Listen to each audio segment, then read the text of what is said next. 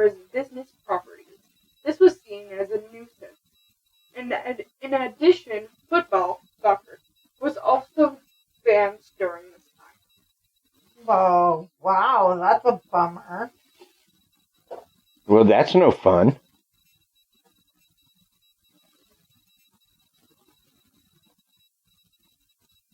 Well, that's a fact, but it's not a very fun fact. What you got for us next? I don't think my facts are supposed to be fun. They're just weird. Fair enough. Except they're supposed to be interesting. Always remember that the listener has to enjoy the facts. So that's a thing. But so far, you've done very well on that. So Golf was invented in Scotland. Now, if I'm not wrong, Scotland was the one who banned this sport. yeah, So, Scotland, why'd you make it if you were just going to ban it 3 separate times? I don't know. Well, because it's Scotland and they can't. too much of a good thing, I think. Here's the thing about Scotland.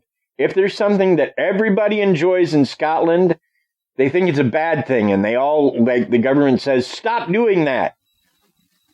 Those Irish Catholics, they have to beat themselves up over. Except these are Scottish Catholics. Oh, okay. The same people. Do the Scottish even participate in Catholic? They might. I think they're more Protestants, though. But still, Scots are contrary, okay?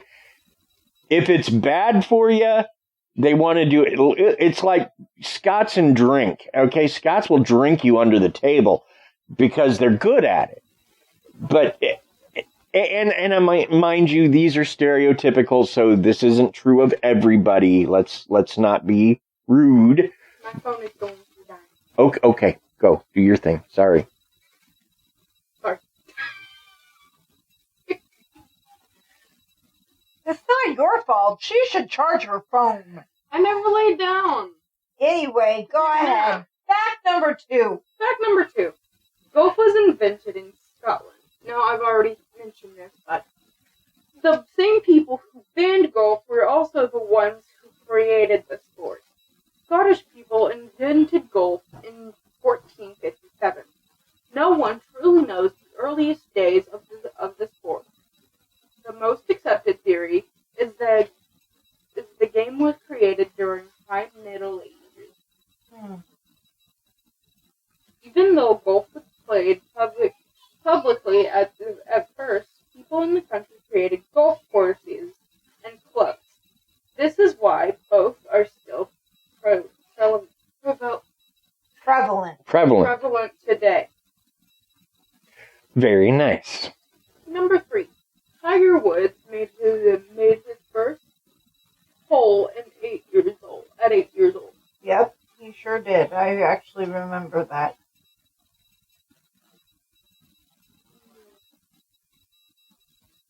Professional golfer Tiger Woods had some interesting escapades in the news.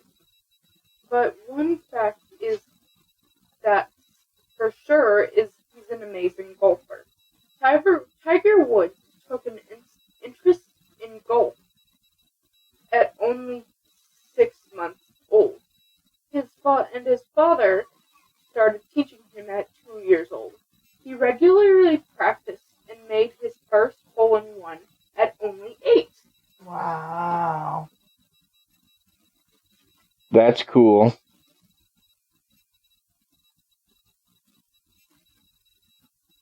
Number 3. 4. 4. 3 was Tiger Woods. 4 would be whatever's after Tiger Woods. Okay. Yeah. Most golfers will never have a handicap under 18. Most professional golfers play to handicaps 4 and 6. And that's before they enter the professional ring. Unfortunately, not all good golfers are this gifted. The vast majority of golfers will not play to a handicap under 18. Does this mean you're a bad golfer? Absolutely not. Most golfers are only hobby players.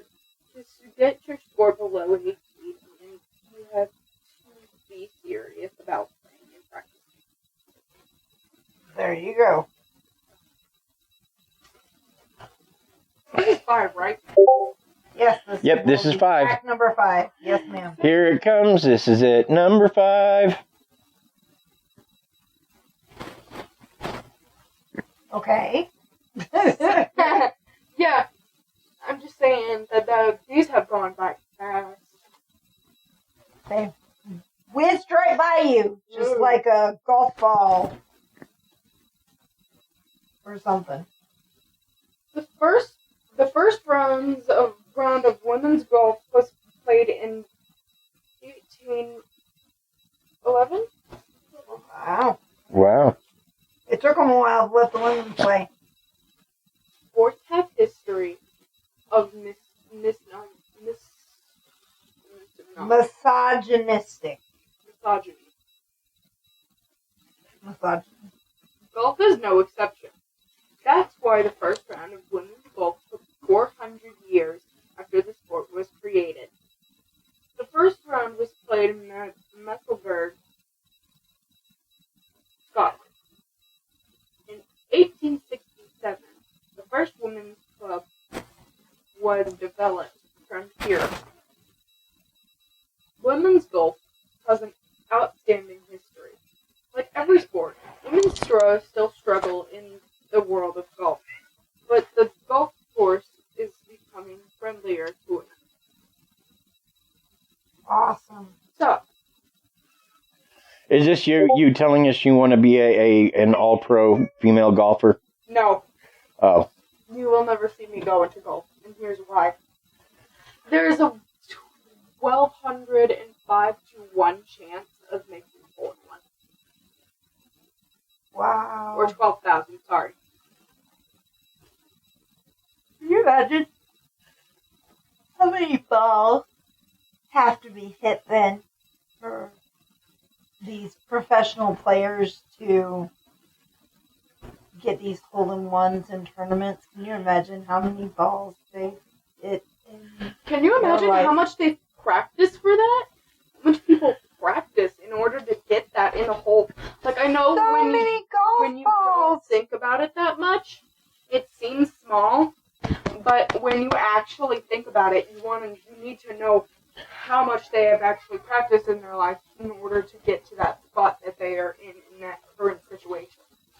That's wild. Oh, the hole-in-one it's what all golfers strive to achieve. Are you struggling? Don't worry. You're not a bad player. The odds are against you. There's a 12,500 to 1 chance a typical golfer will make a hole-in-one. That's because the width of the hole is so small.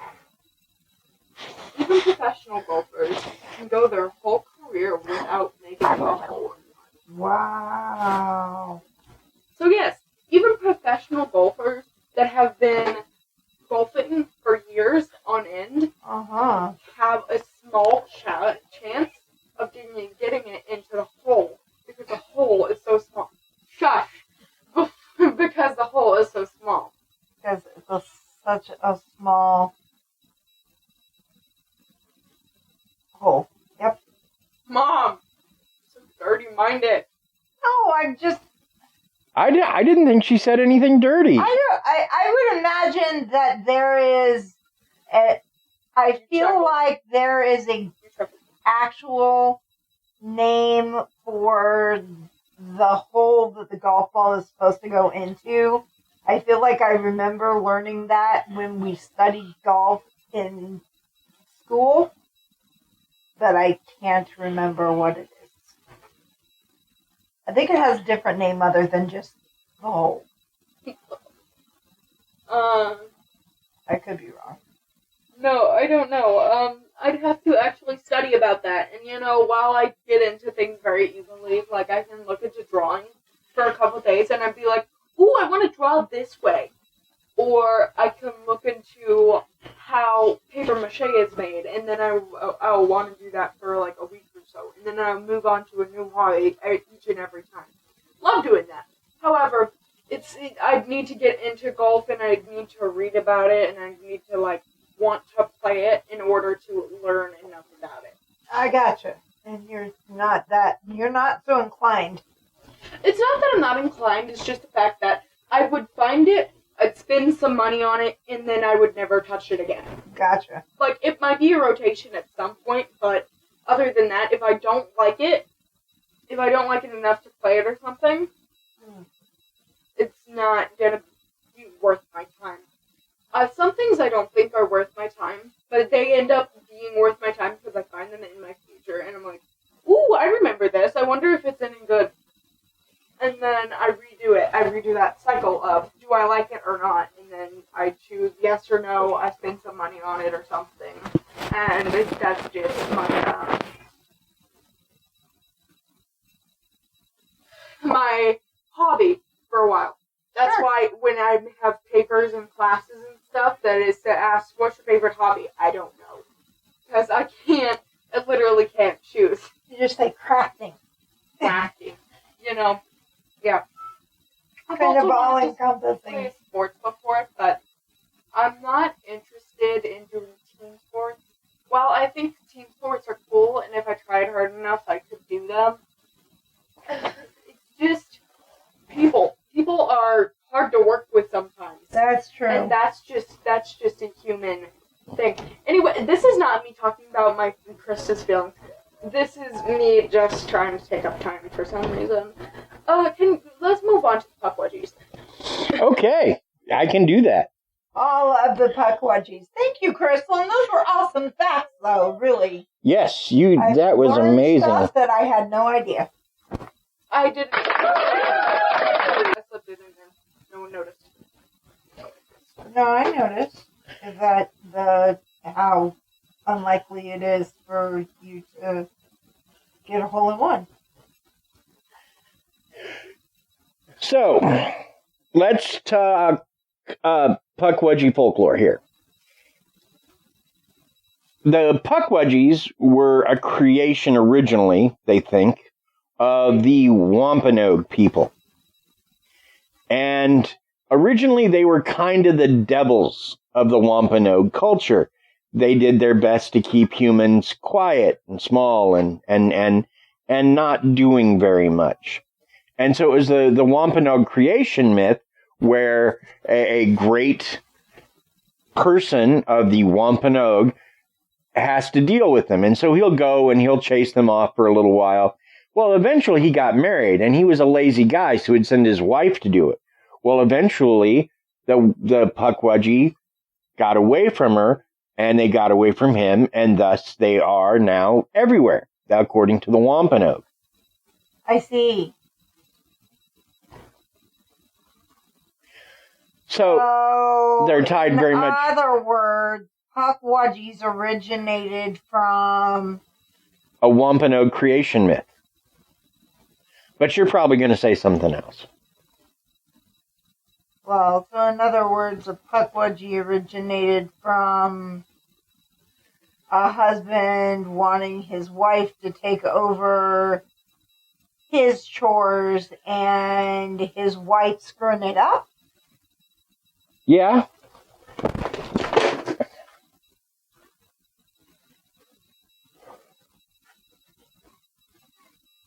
Well, that's interesting. So, let's see. The golfers aren't the only ones who are misogynistic. Apparently, the Pukwudgie people were too. So what's a Pukwudgie look like? Well, that's a question. they're 2 to 3 feet tall.